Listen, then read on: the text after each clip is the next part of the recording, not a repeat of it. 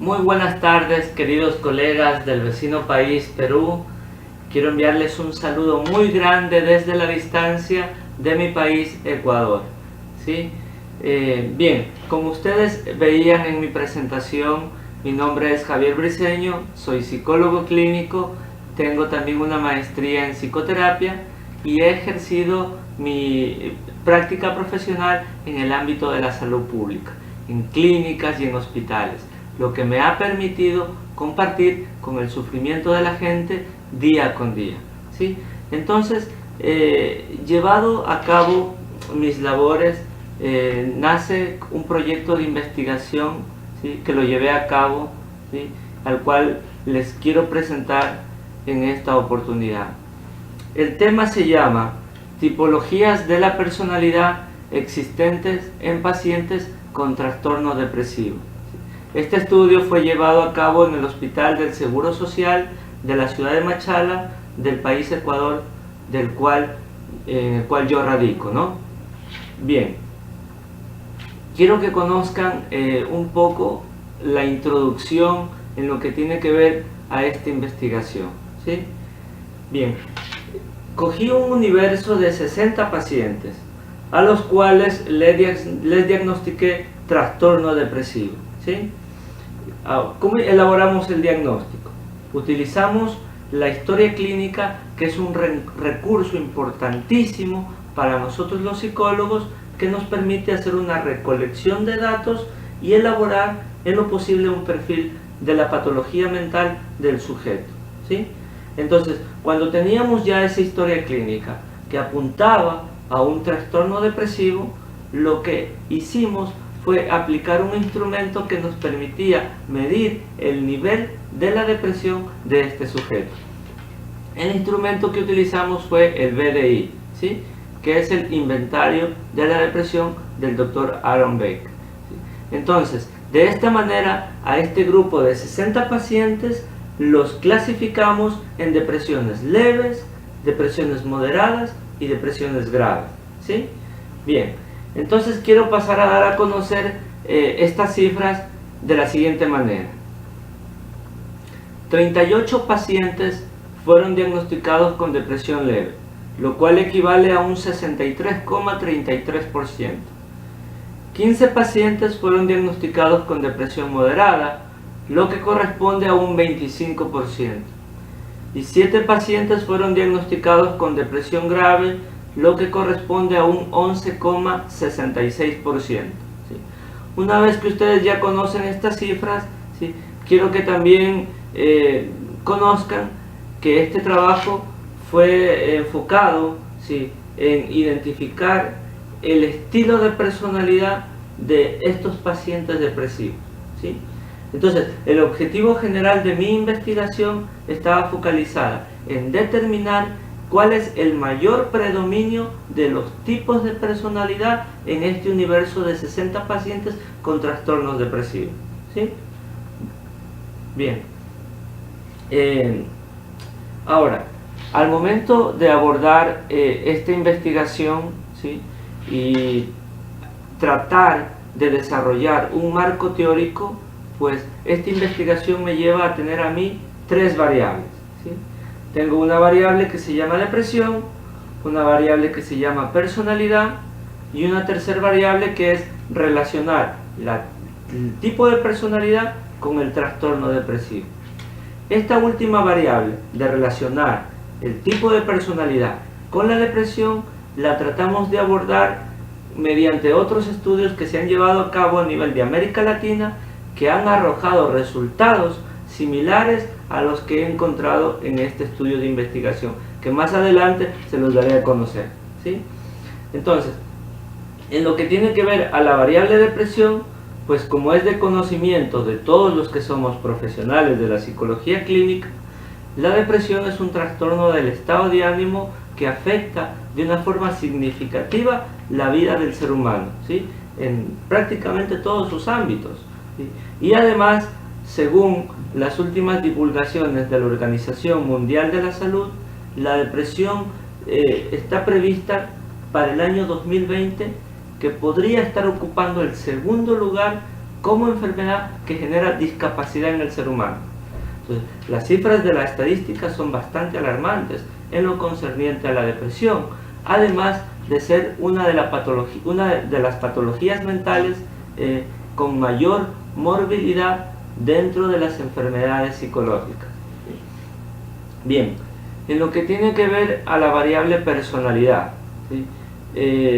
Cuando abordamos esta variable, pues sabemos que la personalidad, descifrarla desde un punto de vista teórico, a lo largo de la historia de la psicología, ha generado bastantes puntos de vista distintos enfoques, distintos paradigmas, ¿no?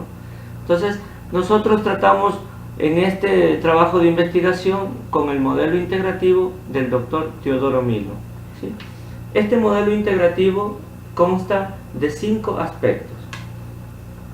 El primer aspecto es el aspecto biológico, es decir, todos los seres humanos tenemos nuestras propias particularidades, nuestras propias características muy únicas, ¿sí? que están ligadas en realidad a nuestra biología, es decir, a nuestro factor de heredabilidad, ¿sí? a la genética. El segundo aspecto es lo concerniente a nuestra vida psicodinámica, ¿sí? Esto sí representa nuestros estados de la psicosexualidad, por ejemplo, que una persona haya tenido ciertas frustraciones en lo concerniente a su sexualidad. Por ejemplo, una violación a temprana edad va a influir de una forma negativa, ¿sí? En el sujeto, en el desarrollo de su personalidad. Otro aspecto desde la categoría psicodinámica son las representaciones objetales, es decir, los deseos sexuales frustrados, ¿sí? Somos seres sexuados por naturaleza. Entonces, cuando tenemos una determinada frustración en nuestro ámbito sexual, esto también podría generar un cierto estilo negativo en el moldeamiento de nuestra personalidad. Y por último, dentro de esta categoría psicodinámica se encuentran los mecanismos de defensa. Es decir, cada personalidad tiene sus propios mecanismos para defenderse sobre los factores externos que intentan agredir a la personalidad, ¿sí? Por ponerles un ejemplo, supongamos una persona evitativa, ¿no? ¿Sí? Una persona evitativa, si le piden que asuma riesgos, pues el mecanismo de defensa que adquiere es la evitación, porque lo que no quiere es asumir riesgos. El asumir riesgos implicaría que su personalidad adquiera otra dirección, contraria a su propio paradigma ya estructurado de personalidad. Entonces la persona se defiende, ¿sí?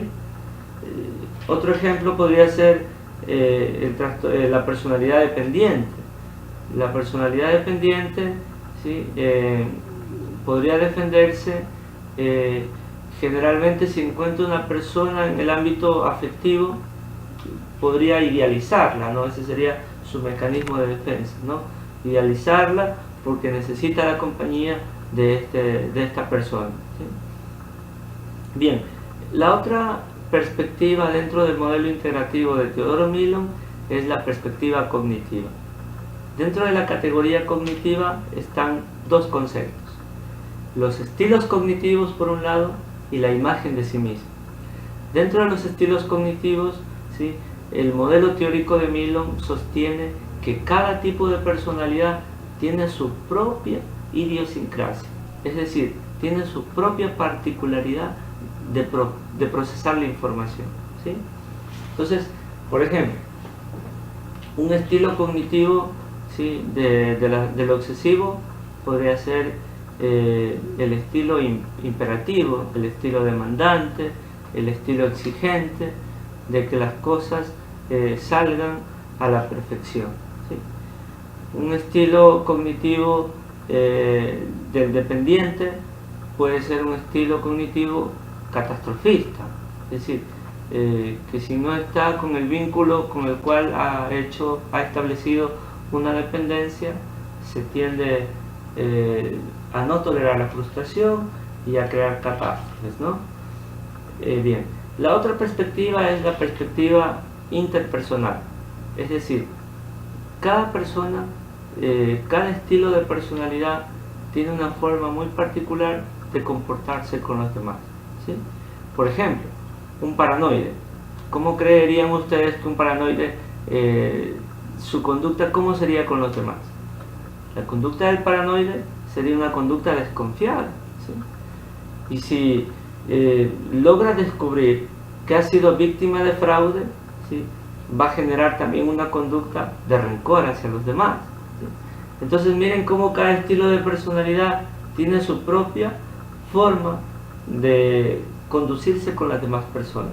Esto es lo que llamamos la perspectiva interpersonal. Y el quinto elemento es la perspectiva de los rasgos, ¿sí? El modelo teórico de Milon apunta a que de todos los trastornos de la personalidad, ¿sí?, nosotros tenemos ciertos rasgos, pero con la única particularidad que un rasgo tiene un mayor predominio, ¿sí?, y es nuestra carta de presentación. Entonces a eso le denominamos que vendría a ser nuestro estilo de la personalidad, ¿sí? Dentro de esta explicación es muy importante que comprendamos que no es lo mismo en sí un trastorno de la personalidad que un estilo de la personalidad, ¿sí? Esta es una cuestión bastante complicada a nivel teórico y a nivel práctico de que los psicólogos la expliquemos, pero basándome en los postulados de Teodoro Milon, ¿sí?, se sostiene que el trastorno de la personalidad afecta a estas 5 perspectivas que les acabo de nombrar, ¿sí?, al área biológica, ¿sí? Entonces podemos ver a un sujeto que puede pasar triste todo el tiempo o angustiado todo el tiempo, ¿sí? En el área interpersonal podemos ver a un sujeto, ¿sí?, que está en conflicto continuo con los demás. En el aspecto cognitivo, que procesa la información de una manera incorrecta. En el ámbito psicodinámico podemos encontrar muchas frustraciones sexuales o a su vez conflictos, víctimas de violaciones, de abusos sexuales, ¿sí? Y en la perspectiva de los rasgos vamos a encontrar un mayor predominio de una de estas personalidades, ¿sí? Entonces la pregunta podría ser, ¿dónde empieza la patología? ¿Sí? ¿Dónde termina el estilo de la personalidad? ¿Sí? Entonces para esto prestigiosos psicólogos como Teodoro Milon, como Vicente Cavallo, ¿sí?, como Héctor Fernández Álvarez nos establecen un criterio, ¿sí?, que es determinante para encasillar a una personalidad como trastorno: la omnipresencia. Es decir, que toda esta disfuncionabilidad, ¿sí?, sea recurrente en el sujeto, es decir, se manifieste prácticamente en todos sus contextos. Entonces el estilo de la personalidad, ¿sí?, está lejos de tener esa omnipresencia. Sin embargo, el modelo teórico apunta a que puede generar ciertos tipos de psicopatologías, ¿sí?, y entre ellas en determinado momento un trastorno de la personalidad. Bien, en lo que tiene que ver a la población ya la muestra, ¿no? Como les había manifestado, 60 pacientes, ¿sí?, las edades fueron de 18 a 45 años, del género masculino y femenino. El nivel de instrucción fue medio y superior. Para la recolección de los resultados, para la explicación de estos resultados, acudí a un programa que se llama R, es un programa estadístico, ¿sí?, que me permitió interpretar los números que quiero dárselos a conocer a continuación, ¿sí? 75% de las personas fueron de sexo femenino, un 25% fueron de sexo masculino, un 27% tuvieron un nivel de instrucción medio y un 73% un nivel de instrucción superior. Bien, de las depresiones de tipo leve, ¿sí? Como les había manifestado, hubo un mayor predominio en la personalidad obsesivo-compulsiva. 13 pacientes con un estilo de personalidad obsesiva, ¿sí?, tuvieron depresión leve, junto con 12 pacientes con estilo de personalidad límite. Entonces, el resultado de mi investigación, ¿sí?, nos dice que los obsesivos compulsivos y las personalidades límites están generando una depresión de tipo leve. En lo concerniente a la depresión moderada, ¿sí?, les estoy dando a conocer de las personalidades con mayor predominio, que se entienda bien esto, ¿sí? En la depresión moderada encontramos que 5 personas, ¿sí?, fueron diagnosticadas con estilo de la personalidad paranoide, junto con 4 que fueron identificadas con estilo de personalidad dependiente. Entonces el mayor porcentaje de predominio está en el paranoide y en el dependiente en lo que tiene que ver a la depresión moderada. En lo que tiene que ver a la depresión grave, ¿sí?, no hay mayores novedades. Igual que la depresión moderada, encontramos 2 pacientes con con personalidad dependiente, 2 con personalidad límite y 2 con personalidad paranoide, ¿sí?, el mayor predominio. Entonces, estos resultados me llevan a mí a unas conclusiones sacadas en base a este universo de pacientes. Que las personalidades obsesivas, de acuerdo a su perfeccionismo, ¿sí?, generan estados de depresión fácilmente, ¿sí? Es decir, se estresan, pasan irritables, no duermen. Entonces esto genera al momento del diagnóstico una verificación de una depresión de tipo leve, ¿sí? Igual los límites, por su facilidad para salirse de sus casillas, están generando también depresiones leves, ¿sí? Y lo que tiene que ver en la depresión ya más de consideración clínica, ¿sí?, porque la depresión leve podríamos de alguna manera decir que es un criterio subclínico, en el sentido de que en sí no hay tanta significación, ¿sí? Hay un mayor deterioro significativo en la depresión moderada y grave. Entonces, en las depresiones moderadas y graves tuvimos un mayor predominio de personalidades paranoides, ¿sí?, y personalidades dependientes y personalidades límites, ¿sí? Entonces, ¿por qué hay un mayor predominio del paranoide? En lo que tiene que ver a este universo de investigación, ocurrió que los paranoides, la celotipia es muy marcada. Entonces los pacientes paranoides que puntuaron en una depresión grave estaban en un conflicto muy serio con sus parejas, ¿sí?, debido a los celos, ¿no? Bien, como les dije al comienzo, para comparar los resultados que les acabo de mencionar con otros estudios, ¿sí?, a nivel de América Latina, remata en el año 2003, estoy hablando de un profesional de la psicología de origen chileno, ¿sí?, coge 30 pacientes con trastorno depresivo, a los cuales les aplica un cuestionario de la personalidad. Entonces, en los resultados, ¿sí?, este colega da a conocer que encuentra rasgos de dependencia, de inestabilidad, de meticulosidad y de orden, ¿sí? Estamos hablando de características obsesivas y dependientes, ¿no? Entonces se asemejan a los resultados que encontraron. Barbato y Hafner en 1998, ¿sí?, encontraron asimismo en pacientes depresivos mayor predominio de personalidad límite y obsesiva compulsiva, ¿sí?, lo que yo encontré en las depresiones de tipo leve. Y por último, Teodoro Milon en el año 2006 da a conocer unos estudios en donde considera que las personas depresivas tienen más rasgos obsesivos, límites, dependientes, evitativas y paranoides. Esto refuerza los resultados que les he dado a conocer.